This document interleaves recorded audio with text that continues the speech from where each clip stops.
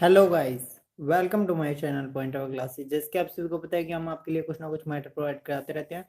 तो आज आपके लिए लाए हैं 9th क्लास की कंप्लीट वीडियो है। इसके बीच में आपके सारे के सारे 9th क्लास के लेसन मिलेंगे जियोग्राफी सब्जेक्ट से रिलेटेड, और शॉर्ट एंड सिंपल में बताऊंगा। कोई ज़्यादा आपका टाइम वेस्ट नहीं होगा। कम से कम 15 मिनट तक की ये वीडियो बनेगी, तो पूरी ज़रूर देखें ताकि आपको अच्छे ढंग से जो जियोग्राफी है ये समझ में आ जाए और आगे भी आपके काम आए। तो आपके पहले लेसन का नाम है भारत आकार और स्थिति। तो इसके बीच में आपको ये बताना चाहिए कि भारत जो है वो कौन से गोलार्ध में स्थित है, भारत का जो अक्षांशीय विस्तार है वो कितना है, देशांतरीय विस्तार वो कितना है। क्योंकि ये क्वेश्चन ज़्यादातर पेपर में पूछा जाता है, चाहे आप कोई भी एग्जाम की तैयारी करें या आप क्लासेस की तैयारी करें तो भी आपसे जरूर पूछा जाएगा कि भारत का जो अक्षांशीय विस्तार है या देशांतरीय विस्तार है वो कितना है। ठीक है, और भारत कौन से गोलार्ध में स्थित है। भारत का कुल क्षेत्रफल कितना है, ये भी क्वेश्चन आपसे ज्यादातर पूछा जाएगा। भारत का क्षेत्रफल विश्व के कुल क्षेत्रफल का कितने प्रतिशत है, ये भी क्वेश्चन पूछा जा चुका है। और भारत जो क्षेत्रफल की दृष्टि से है वो 7वां बड़ा देश है, जनसंख्या में दूसरे नंबर पे है। भारत की जो स्थलीय सीमा की लंबाई और जो तटीय सीमा की लंबाई है वो अलग अलग है, तो वो भी आपको पता होना चाहिए। जैसे कि स्थल सीमा की लंबाई है 15,200 और तटीय सीमा की लंबाई है निकोबार और अंडमान के साथ साथ लक्षद्वीप समूह को साथ में लेते हुए 7516 किलोमीटर है। उसके बाद में बात की गई है कि 22 डिग्री उत्तरी अक्षांश से हिंद महासागर की ओर संकरा होता गया है। इसके पश्चिम में अरब सागर, पूर्व में बंगाल की खाड़ी है। तो ये बता रहे हैं कि जो भारत है उसके दक्षिण में क्या कुछ है, तो उसके बारे में भी आपको नॉलेज होनी चाहिए। और भारत के अंदर से जो टाइम माना गया है, ठीक है, वो 82.5 डिग्री पूर्वी देशांतर रेखा को भारत की मानक यामांतर रेखा माना गया है। मतलब कि जो टाइम फिक्स किया जाता है वो इसी के हिसाब से किया जाता है। अगर आपने इसका एक फॉर्मूला भी है कि आपको कोई भी देश का या कोई भी शहर का अगर आपने टाइम निकालना है, ठीक है, किसी भी देश के कोई भी शहर का टाइम पे निकालना है, तो उसका भी एक तरीका होता है जो देशांतर अक्षांश और देशांतर के ऊपर डिपेंड करता है। जो देशांतर रेखाएं होती हैं उससे आप आसानी से निकाल सकते हैं। उसके बाद में भारत और विषय, तो भारत कौन से महाद्वीप में है, तो एशिया महाद्वीप में है। किस क्षेत्र में है, मतलब कि कौन सी दिशा में है, तो वो भी आपको पता होना चाहिए। इसके अलावा जो अन्य महाद्वीप लगते हैं भारत के साथ वो भी आपको पता होना चाहिए, कौन कौन से महाद्वीप है। भारत के अंदर कौन कौन सी नदियां बहती हैं, या हम कह सकते हैं भारत के अंदर जो पर्वतीय क्षेत्र है वो कौन कौन सा है, तो वो भी आपको पता होना चाहिए। अब ये भारत की उत्तर से दक्षिण की लंबाई बताई गई है 3214 किलोमीटर, और पूर्व से पश्चिम की बताई गई है 2933 किलोमीटर। और ये आपको मानक यामांतर रेखा भी दिखाई दे रही होगी। उसके बाद में ये बताया गया है कि किस तरह से आवागमन होता रहा है, मतलब कि जो दूसरे देश वाले हैं वो इंडिया के बीच में व्यापार करने आते हैं, उन चीज़ों के बारे में बताया गया कि अंतर्राष्ट्रीय व्यापार मार्ग किस तरह से होता था, जलीय जो मार्ग थे, समुद्री जो रास्ते हैं वहां से किस तरह से होता था, वो सारी की सारी बातें इसके बीच में बताई गई हैं। ठीक है, तो किस तरह से जो देश है ये अपने जो व्यापार करते थे या हम कह सकते हैं अपनी वस्तुओं का दान प्रदान करते थे वो इसी माध्यम से करते थे। उसके बाद में आती हैं भारत के पड़ोसी देश। तो भारत के पड़ोसी देश कौन कौन से हैं, और उसके अलावा भारत के अंदर कितने राज्य और केंद्र शासित प्रदेश हैं वो भी आपको पता होना चाहिए। 28 राज्य हैं और 9 केंद्र शासित प्रदेश हैं। ठीक है, इसके वजह से जम्मू कश्मीर और लद्दाख को चेंज कर दिया गया, मतलब दो हिस्सों में बांट दिया गया। उसके बाद में है जो क्वेश्चन आंसर्स हैं ये आप खुद करने की कोशिश करें। ठीक है, अगर आपको कोई दिक्कत आए तो आप जरूर पूछ सकते हैं, वैसे हमने आपको करवाए हुए हैं। अब हम बात करते हैं सेकंड लेसन की, जिसका नाम है भारत का भौतिक स्वरूप। भौतिक स्वरूप का मतलब ये होता है कि भारत के अंदर जो स्थिति है या भारत के अंदर जो पर्वत पठार मैदान है उन चीज़ों के बारे में बात की गई है कि भारत के अंदर कौन कौन सी भूगर्भीय क्षेत्र है, उसके बारे में इसके बीच में बात की जाएगी। ये भूगर्भीय क्यों बनती हैं इसका भी कारण देखा जाएगा। सबसे पहले आपको ये बताना चाहिए कि जो हमारी पृथ्वी है ये सारी की सारी पहले जुड़ी हुई थी, मतलब कि इसके ऊपर जो महाद्वीप है ये सारे पहले जुड़े हुए थे। बाद में इसमें क्या हुआ, अपक्षय हुआ, अपर्दन हुआ, निक्षेपण हुआ, और कई वर्तमान में उच्च अवच का निर्माण हो रहा है, जिसके कारण ये आपस में आपस में थी पहले, बाद में इसमें दरारें आने लगी और ये दूर दूर खिसक गई। जैसे कि आप ये प्लेटें देख सकते हैं, ये बाद में प्लेटों का रूप ले लेती है, जिसके वजह अभिसारी का होता है एक दूसरे के नीचे धस जाती है, अपसारी का होता है एक दूसरे से दूर चली जाती है, और एक होता है रूपांतर परिसीमा। रूपांतर में क्या होता है, ये एक दूसरे के सामने, या हम कह सकते हैं एक दूसरे के साथ ही विपरीत दिशा में खिसक जाती है, ये होता है। उसके बाद में बात की गई है कि ये देखिए आपके सामने बताया गया कि किस तरह से ये प्लेटें इधर उधर खिसकी हैं। तो इनको नाम दे दिया, अफ्रीकी plate, Eurasian plate, Indo Australian plate. तो इन प्लेट्स का नाम दे दिया गया है, तो आप ये देख सकते हैं।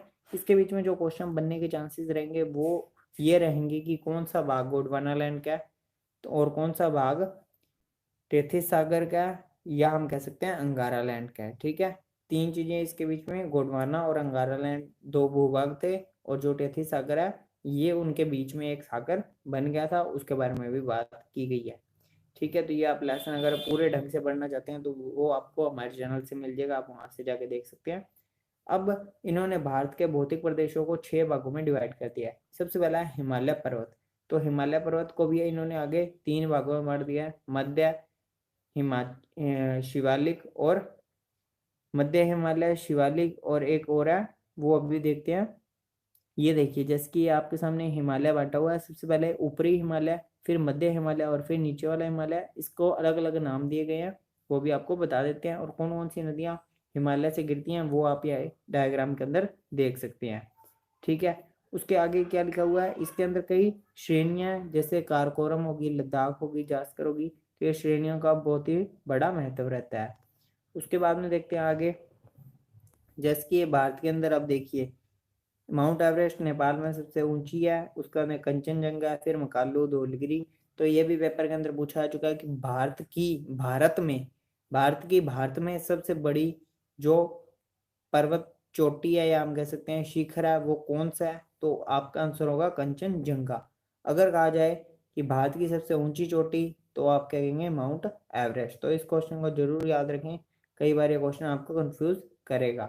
जिसके लिखा हुआ है, ये देखिए, हिमालय के दक्षिण में स्थित श्रृंखला सबसे अधिक असम में है, इसे निम्न हिमालय। फिर उसके बाद में निम्न हिमालय के बाद में इन्होंने बताया आगे शिवालिक हिमालय के बारे में बताया गया। इनकी क्या है कि इनकी जो लंबाई है उसके हिसाब से इन्होंने बांट दिया है कि इस क्षेत्र को निम्न हिमालय, इस क्षेत्र को मध्य हिमालय, इस क्षेत्र को शिवालिक हिमालय या उच्च हिमालय के नाम से, उसके बारे में डिटेल से बात की गई है। उसके अलावा जो नदियां निकलती हैं उसके हिसाब से भी इन्होंने बांटा हुआ है कि सतलुज और काली के बीच के जो भाग है उसको कुमायूं हिमालय के नाम से जाना जाएगा। काली व तीस्ता नदियां हैं उसको अलग नाम से जाना जाएगा। इस तरह से इन्होंने अलग अलग क्षेत्र को बांटा गया है, वो भी आप पढ़ सकते हैं पूरी डिटेल के साथ। लेसन में हमारे जो बनाया गया प्लेलिस्ट वहां से आपको मिल जाएगा। उसके बाद में इन्होंने बताया कुछ पूर्वांचल के अंदर पहाड़ियां, मतलब कि जो पूर्वी वाला क्षेत्र है, असम, मेघालय, त्रिपुरा, मिजोरम। ठीक है, वहाँ पे जो क्षेत्र है वहाँ पे कुछ पहाड़ियाँ भी मिलती हैं जो देखने को आप कभी भी जा सकते हैं। उसके बाद में दो आब का मतलब बताया गया है कि दो आब क्या होता है, दो शब्दों से मिलकर बनाया गया है, दो तथा आब। आब का मतलब होता है पानी और दो का मतलब तो पता ही है।